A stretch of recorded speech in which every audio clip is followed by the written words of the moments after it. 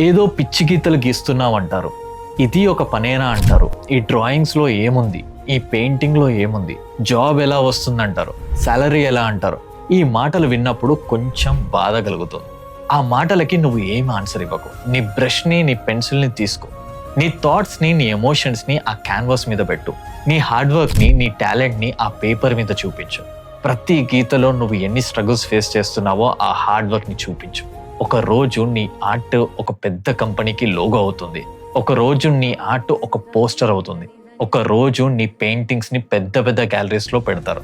ఆ రోజు నువ్వేం మాట్లాడాల్సిన అవసరం లేదు. నీ సక్సెస్ మాట్లాడుతుంది, నీ క్రియేటివిటీ మాట్లాడుతుంది, నీ పేషెన్స్ మాట్లాడుతుంది.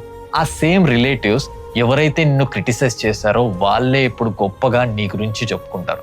వాళ్ళ మాటలకి, వాళ్ళ అండర్ ఎస్టిమేషన్కి నీ హార్డ్ వర్క్తో నువ్వు కరెక్ట్ అని ప్రూవ్ చేసుకో. నీ సక్సెస్తో నువ్వు కొట్టే దెబ్బ ఎట్లుండాలంటే నువ్వు వాళ్ళకు ఒక సెలబ్రిటీ అయిపోవాలి. జర్ర దిమాగ్ పెట్టి ఆలోచించు, నీకే